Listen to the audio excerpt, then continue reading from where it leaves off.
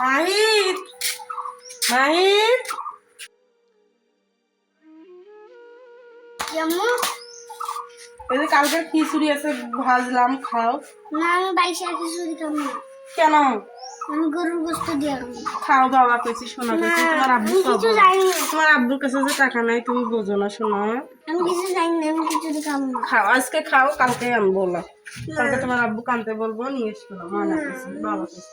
এরকম করা যায় না, তুমি বোঝো না, তোমার আব্বুর কাছে টাকা নাই। একটু খাও, বাবা কেছি না, বাবা কেছি নাও। আচ্ছা, পেঁয়াজ দিয়ে কত সুন্দর করে আমি তেল ভাবছি, দেখো। গোশত লাগাবো না, আমি পোস খাবো করে দেই, ডিম পোস দিয়ে ভাত খাও। না। বাবা কেছি ডিম পোস, এখন কিছুই বোঝে না, কি যে করি।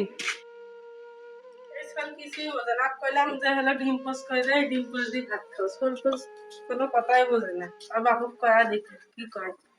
সকালে না ভাত খাই, কিচ্ছু খাওয়া যায় না, খালি নাস্তা না খাওয়া গেছে, এই পর্যন্ত শেষ। হোক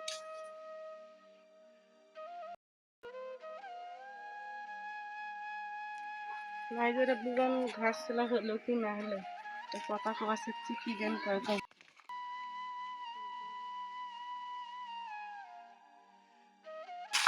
এই যে মাঝে মধ্যে আনা ঘাস গুলা যে আনা হাত দিয়েও টাইনে ছেড়া যায় না। ঘাস গাড়ে থুইছে, তা ঘাসও হয়েছে। আমি কুটি থাকি না থাকি তা ঠিক আছে, আজ আসি দেখে ঘাস গুলো ছিলা দিচ্ছে।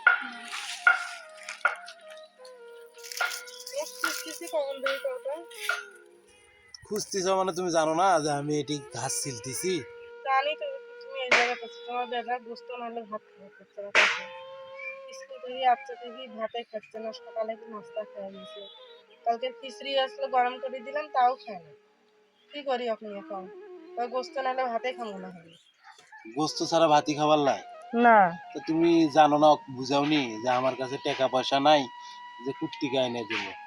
এই যে টাকা পয়সা যা আসলো সেগুলা তো মনে করো যে ওর হলে ভর্তি করে দিলাম, আবার তোমার ড্রেস, ওর ড্রেসের জন্য তোমাকে টাকা দিলাম, আবার বইয়ের জন্য টাকা দিলাম।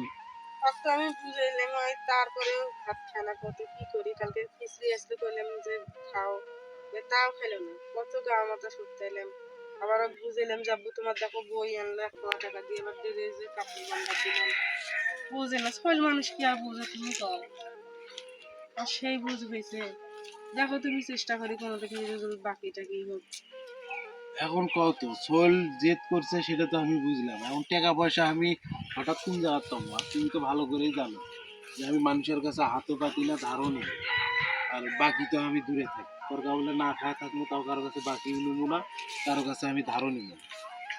এখন কোনোভাবেই সম্ভব না। না, কইলাম যে ডিম পোস্ট করে দিয়ে ডিম পোস্ট দিয়ে খাওয়াই, তাও খাইলে না। অল্প একটু মুখ দেখে আমি খামই না, আমার গরুর গোস্ত আনি দেওয়া লাগবে, আমাকে খালি ভাত খাওয়া লাগবে। আচ্ছা হোক, বিকেল হোক, আমি দেখি দেখি যদি কারো কাছে টাকা পয়সা পাই তাহলে মনে করো যে নিয়ে দিব হনি। আর যদি টাকা পয়সা না পাই তাহলে কয়া বলে আমি 1/2 কেজি গোস্ত বাকি নিয়ে এসে দেবো। আর ওই ইয়ে করে ওই ওইটাই থুয়ে থুয়ে ভাজি করে খিলে, হয়তো আবার ডিম পোচ গুস্ত এডে উডে ছাড়া তো খায় না। তাহলে এইরকম করে চলতে থাকলে হবি? ছোট মানুষ বোঝে কত। তুমি বই নিছো? বই নিছি, আর হচ্ছে স্কুল ড্রেস বানাবার দিছি, কাপড় নেই। ইয়ে কত, বই কত নিছে? 900। আর হচ্ছে তোমার হলো স্কুল ড্রেস স্কুল ড্রেসে খালি প্যান্টটা বানাবার দিছি 600 টাকা, 630। 630 টাকা। তাহলে কম, এই যে আজকে 2000 টাকা দিলাম, এর আগে 2400 টাকা দিয়ে স্কুল ভর্তি করে দিলাম, এটা কথা হোক। আমি কি করবো? হোক, তুমি না দেখো কোনোটা যদি বাকি থেকে খাও তাহলে নিয়ে আসি, এখন কি করবো, ছেলের তো খিলে লাগবে, না খাইলে দেখবি শরীর দুর্বল হয়ে যাবে। আচ্ছা হোক, তুমি যাও, আমি আসতেছি। এই যে হয়েছে আর উল্পিয়া না, তুমি যাও। বা দেখি। সোলপোল, হ্যাঁ সোলপোল এলে খাবার চায় না, খালি তরকারি খাবার চায় না। আর তরকারিও যদি রান্ধো সে ঝোল আলা তরকারিও খায় না, ইয়েও খালি শুকনো খাবার, আবার গোস্ত ছাড়া খাবার নাই। কি করবো আর?